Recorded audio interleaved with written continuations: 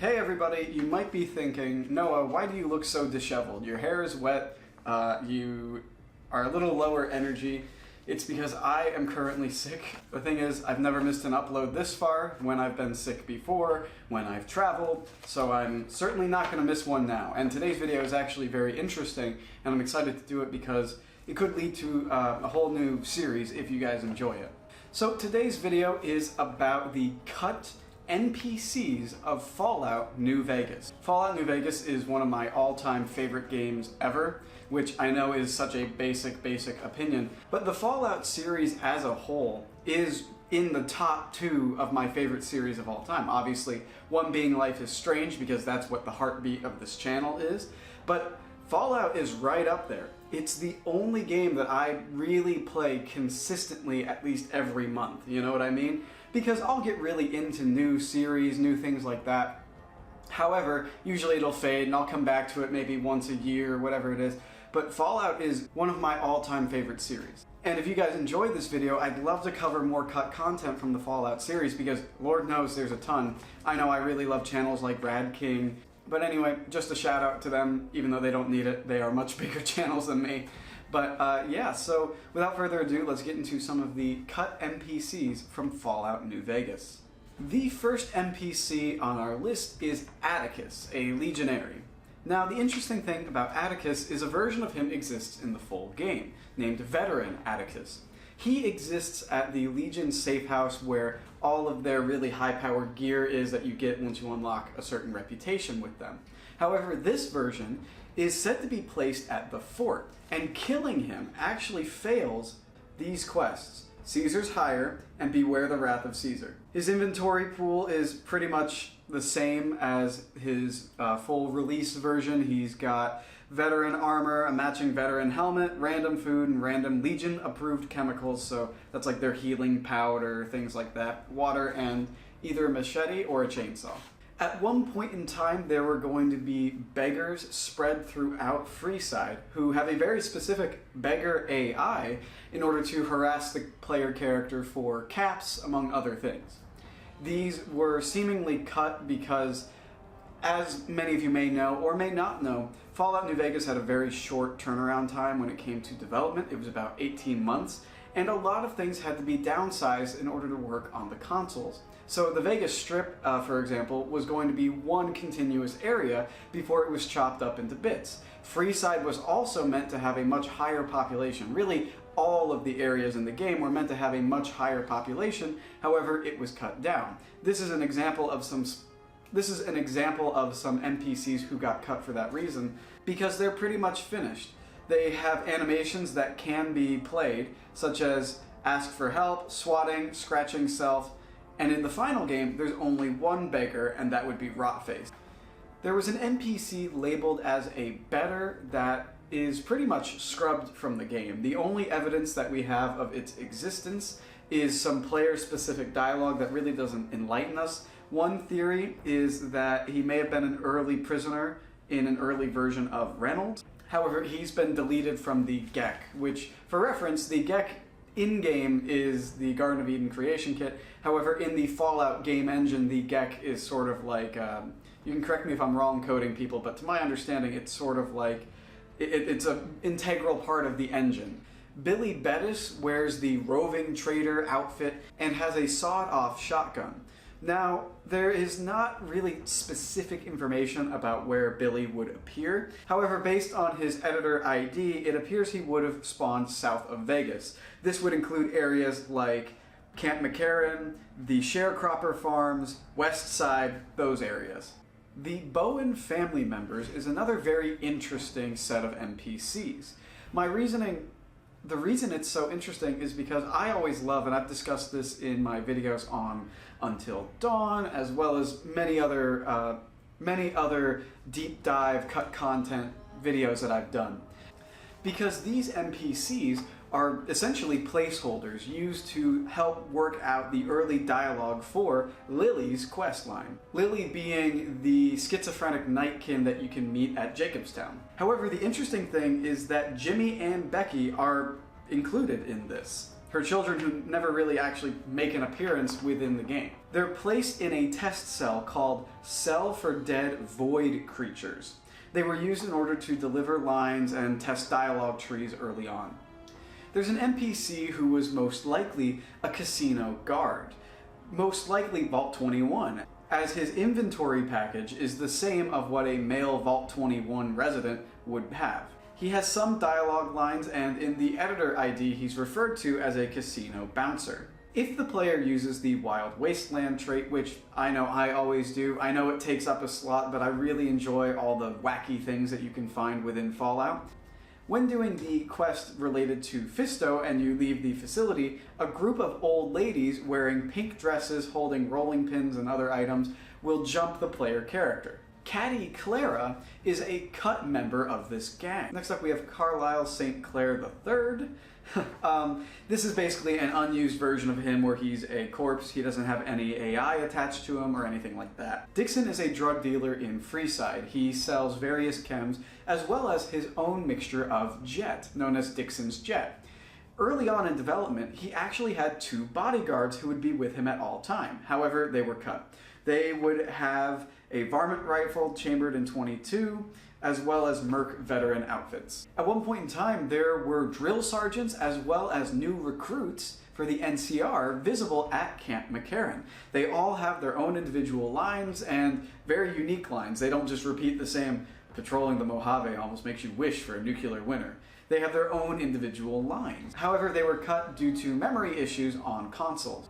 Another example of a test NPC, we have Drunk Test Male and Drunk Test Female. Basically, they were just used to test the drunk animations where people are stumbling down the streets of Vegas, that kind of thing. However, the funny thing is, each of them are carrying a Centaur spit missile projectile, which is used as ammunition for their vomiting animation, which that's really interesting how you have to sort of work out the weird little kinks like that when programming a very unique animation. There was an early version of Elizabeth Kieran meant to be a corpse. She has no AI attached to her, and so it appears that at some point in her quest line or whatever, she was able to die. However, in the final game, the only way that she dies is by accident or by the hands of the player. There were male and female escorts meant to be at the Atomic Wrangler at one point in time. They both wear the sexy sleepwear outfits.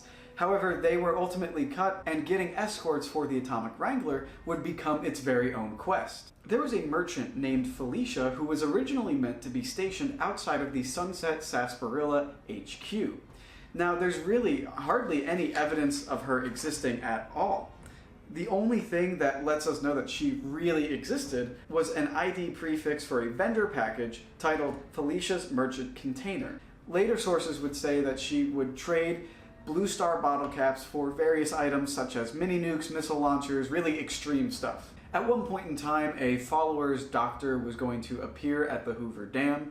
The main theory behind what their purpose was is that in the post-game content, which ended up having to be scrapped, they were going to be there helping out, post the battle, that kind of thing. The character Hawkins is actually still in the game, however, he's dead and just labeled as a Powder Ganger corpse. He can be found in Quarry Junction, surrounded by 3 Deathclaws. Originally, he was going to be part of a quest in Quarry Junction. He would have had dialogue, that sort of thing. However, his questline was removed from the game. However, his corpse was left there. There's an unused version of the Legate Lanius who wears the basic Legion armor as well as his normal helmet. However, his version is titled Legion Oliver Fake Legate. That's what he's called internally. It's possible that he's a leftover from some sort of cut Legion quest line, maybe sort of assassinating the Legate and somebody takes his place. I don't really know. But I do know that he ordered 9/10 of his forces to kill the other 1/10. And you thought your boss was a pain. It's my favorite radio thing. I don't know why. There is an unused version of the Legion Centurion. However, the difference is very, very minor. He's overall exactly the same. However, in the game, they are just known as Centurion. In this version, they are titled Legion Centurion. There is a cut NPC called Legion Messenger, which basically he wears the motorcycle helmet, the metal armor, has a machete, and basic raider loot on his person. But he has no dialogue recorded or even written down, so we really don't know what his message was. It's possible that he was an early version of Volpes, or it's also possible that when you get into a low standing with the Legion, he would have been the one to come out and say, oh, you have this many days to fix your reputation. Mayor Stein is the unseen mayor of Nipton, and originally it appears he would have shown up in the game as a corpse. His faction is listed as the Powder Gangers, and he wears some pre-war business wear. Meg Reynolds was the mayor of a place that was completely removed from Fallout New Vegas, known as the Underpass.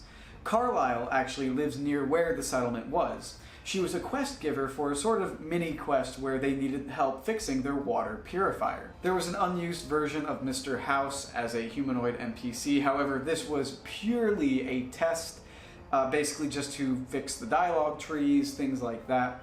And at no point, it should not be interpreted as Mr. House would have shown up as a humanoid at all in the game. Pablo Miller is a wasteland adventurer who appears to be connected to Billy Bettis. At the very least, they were created around the same time, so it's possible that they were connected. There was an early version of Paladin Ramos who was equipped with a plasma rifle rather than a Gauss rifle.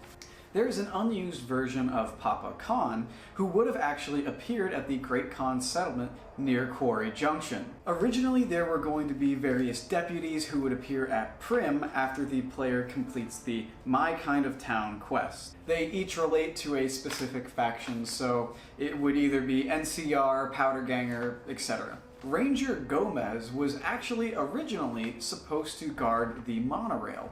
However, there's no clear connection between this Ranger Gomez and the Ranger Gomez who can be found at the NCR safe house. An early placeholder of Red Lucy had some slight differences. Her karma was actually set to evil, which is very interesting because in the final game, she's neutral. At one point in time, there was a specific NPC called the Right Master who was going to induct the player into the Great Khans. The only evidence of this is just some small bits of dialogue that pretty much confirm it. This one's kind of funny. There is Ron the narrator. This is the placeholder NPC that reads out the opening and end credits, of course voiced by Ron Perlman. He's actually present in the scenes where you're looking at the sort of slideshow of your choices or the slideshow of the setup. He's just off screen. At one point in time, there was an NPC who is believed to be the sole survivor of Vault 11. His name is Roy. It's possible that there was more to the Vault 11 questline. Maybe you would have tried to find the sole survivor or something along those lines. And finally, we have, and I'm not kidding, Testicles the Debug Centurion. He's a one-eyed old man in Legion Centurion armor, and he is basically there to test various debug functions. So we'll read the list. Change the fate of President Aaron Kimball. Change your faction reputation to all types of reputation with all factions. Change the current state of the Great Khans and the Boomers. Change the variables for events outside the Strip. Change the outcome of Camp Forlorn Hope and Nelson. Change the variables for events on the Strip. Change the variables for Benny, the Securitron, Army, Caesar, the Howitzer, and the Fort. Change the variables for visiting the Lucky 38, giving Mr. House the Platinum Chip, upgrading the Strip's Securitrons, and the El Dorado Power Station jump-starting the Lucky 38's reactor. Change the variable for killing the Deathclaw Alpha Male and the Mother at Quarry Junction. Change the variables for killing Benny at the Tops, Benny fleeing and getting captured at the Fort, Securitron Vault being destroyed, killing Mr. House, allying the Boomers with the Legion, killing the Boomers leaders, allied the White Glove Society and the Legion, killing the White Glove Society leaders, failing to revert the White Glove Society to cannibalism with non-violence, destroying the Brotherhood of Steel, and putting Caesar in a coma during Render unto Caesar. Change the variables for surviving Benny's trap, Benny fleeing the Strip, initiating combat, speaking to, seeing, seducing, and killing Benny at the Tops. setting the endgame slideshow by changing who won the second Battle of Hoover Dam, the Courier's gender and karma, the fate of Tabitha, the Boomers, the Brotherhood of Steel, the Fiends, the Followers of the Apocalypse, Goodsprings, the Great Khans, Jacobstown, the Kings, the Camp Golf Misfits, Novak, Vault 19 Prim, and Chief Hannon. The outcome of Raoul, Veronica, Arcade, Cass, Lily, Rex, Boone, and the Enclave Remnants. So pretty much exactly what I said. He's the debug tool, and I just think it's funny that you kind of get a peek at the sense of humor that the developers had with him being Testicles the Centurion. So thank you so much for watching this video. I know it's not a Life is Strange video, and you know, I like to branch off here and there, but I always come back to it, don't worry. If you guys enjoyed this video, I would love to create more Fallout content. I really enjoy doing it, and it's one of my all-time favorite series, so if I get to ramble about that to you guys and you'll listen, I'd really appreciate that. Leave some comments for series and other games that you would like me to take a look at. Thank you so much for watching. I appreciate every single one of you, and I hope you have a good morning or evening or, you know, whatever.